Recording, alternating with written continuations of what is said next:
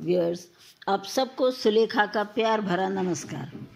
प्रकृति व जगत की समस्त महान शक्तियों को मेरा नमन व धन्यवाद। चलिए अब प्रसंग पर आते हैं। बहुत पुराने समय की बात है। एक शहर था जहाँ एक मूर्तिकार रहता था और उस शहर से बाहर ही एक खाली स्थान था, निर्जन स्थान था, जहाँ एक बड़ा पहाड़ था और उस पहाड़ के आसपास खाली ज़मीन थी। वो मूर्तिकार रोज़ घूमने जाता था। तो वो एक दिन अपने क्रम में एक दिन घूमते घूमते शहर से बाहर निकल गया और वो उस पहाड़ के पास आ गया। और जब वो उस पहाड़ के पास आया तो उसको अचानक वहाँ कुछ पत्थर गिरे हुए दिखे जो पहाड़ से टूट कर गिरे थे। उसके मन में अचानक एक विचार आया घूमते घूमते कि क्यों ना इन पत्थरों से मूर्तियाँ तराश ली जाए। तो उसने उन पत्थरों को तराश कर सुंदर मूर्तियाँ बना ली। अब मूर्तियाँ बनाकर उसने वहीं रख दी। अब ये बात धीरे धीरे फैलने लगी, लोग मूर्तियाँ देखने आने लगे। अब जब लोग आने लगे और देखने लगे तो लोगों ने सोचा कि इन मूर्तियों का कुछ उपयोग होना चाहिए, इसलिए उन्होंने पैसे इकट्ठे किए और सब ने पैसे इकट्ठे करके एक मंदिर बनाया। उस मंदिर में वो मूर्तियाँ स्थापित कर दी गई। अब उस शहर के आसपास भी ये बात फैलती चली गई। तो जैसे जैसे बात फैली तो धार्मिक और आध्यात्मिक स्थान बनता चला गया। वो वहाँ श्रद्धालु लोग आने लगे, पूजा करने लगे, धन चढ़ाने लगे। अब जो मूर्तिकार था उसकी धीरे धीरे धीरे धीरे तिजोरी भरने लगी, क्योंकि फिर वही वहाँ का पुजारी बन गया। तो उसकी धीरे धीरे तिजोरी भरने लगी और धीरे धीरे फिर वहाँ मकान बनने लगे, टैक्सियाँ चलने लगी, बिल्डर आ गए, वहाँ मकान नए नए बनाने लग गए, डॉक्टर आके बस गए, बीमारों को सेवा मिलने लगी। तो इस तरीके से धीरे धीरे करके वहाँ भी शहर और आगे फैलता चला गया। अब ऐसे करके काफ़ी समय बीत गया, साल बीत रहे थे और पुजारी की तिजोरियाँ भरती जा रही थी। उस मूर्तिकार की जो पुजारी बन चुका था अब, तो उसकी तिजोरी भरती जा रही थी और वो बहुत खुश था। उसने सोचा मैंने इतना अच्छा काम किया है मूर्तियाँ बना के, तो मुझे इसका फल मिला। अब धीरे धीरे उस पुजारी की इतनी महिमा होने लगी कि लोग उसको महान व्यक्ति कहने लग गए।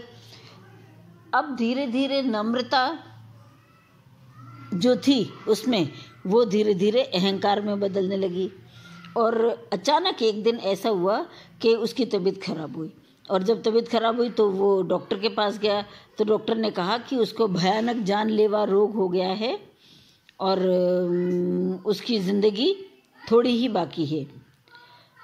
तो वो मूर्तिकार घर आकर बहुत रोया। उसने भगवान के सामने कहा कि हे भगवान, मैंने तो इतना अच्छा काम किया और इतनी मूर्तियाँ बनाई, मंदिर बनाया, मंदिर बन गया, लोग आ गए, शहर का शहर बस गया यहाँ, और इतना सब करने के बाद मेरे भाग्य में ये भयानक रोग कहाँ से आ गया? मैंने तो कुछ बुरा नहीं किया, मैंने तो अच्छा काम किया मूर्तियाँ बना के, शहर बसा के। तो सपने में उसको भगवान ने आकर कहा कि देखो, तुमने काम तो बहुत अच्छा किया, लेकिन याद करो कि एक बच्चा रोता हुआ आया था तुम्हारे पास काम मांगने, तुमने उस बच्चे को गुलाम बना लिया, उससे काम करवाने लगे। फिर एक बूढ़ा भिखारी एक दिन आया था रोटी मांगने, तुमने उसको लौटा दिया, रोटी नहीं दी। फिर एक दिन एक माँ बेटी गरीब जो दर्शन करने के लिए आई थी, बारिश का मौसम था, तुमने उनको दर्शन कराने और मंदिर में थोड़ी सी देर शरण देने के बजाय उनको तुमने लौटा दिया और वो भीगती हुई घर गई। और एक बार गांव के लोग यहाँ स्कूल खोलने के लिए चंदा मांगने आए, तब भी तुमने चंदा देने से मना कर दिया, जबकि तुम्हारे पास तिजोरी भरी हुई है। और एक दिन एक विधवा आई थी जिसने तुमसे 2 रोटी मांगी, तो तुमने 2 रोटी के बदले उसको बंधुआ मजदूर बना के रख लिया। तो इतनी बातें जब उसने सुनी, उसके बाद उसकी अचानक नींद खुल गई। और जब नींद खुली तो वो ये सब याद कर कर के बहुत शर्मिंदा हुआ कि सचमुच उसने ये काम किए हैं।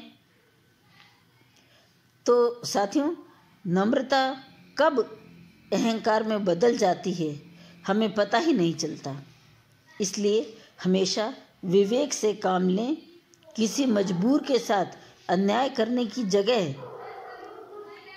उसकी मदद करो, और उसकी मदद में अगर थोड़ा नुकसान भी सहना पड़े तो वो सहन कर लो, क्योंकि सहन शक्ति की अपनी महिमा है। बिकॉज अनचाही घटनाएं तो कभी भी सामने आ सकती हैं, उन्हें स्वीकार कर लो। Because when we don't accept an undesired event, it becomes anger. But when we accept an undesired event, it becomes tolerance. और बताया मैंने कि सहन शक्ति की अपनी महिमा है, इसका अपना फल समय आने पर अवश्य मिलता है। सो गाइस, हमेशा खुश रहें। क्यों कि कामयाब इंसान खुश रहे या ना रहे, लेकिन खुश रहने वाला कामयाब ज़रूर हो जाता है। इसीलिए उम्मीदों का दामन कभी ना छोड़ें। वैसे भी आपने सुना होगा कि उम्मीदों से बंधा हुआ एक ज़िद्दी परिंदा है इंसान। घायल भी उम्मीदों से ही है और जिंदा भी उम्मीदों पर ही है। इसीलिए उम्मीदें कभी ना छोड़ें, और आप सबको कामयाबी की राहों में उम्मीदों भरा नया साल मुबारक। और थोड़ा ध्यान रखिए, प्रशांत क्या कहते हैं, नज़र मंजिलों से नहीं हटने देना, जो ना हो सका वो इसी साल होगा। इसलिए गाइस, उम्मीद बना के रखिए। प्रशांत आपको याद ही होगा, शायरी की दुनिया में एक चमकता हुआ नाम मुसाफिर। So thank you guys, goodbye, फिर मिलेंगे। थैंक्स।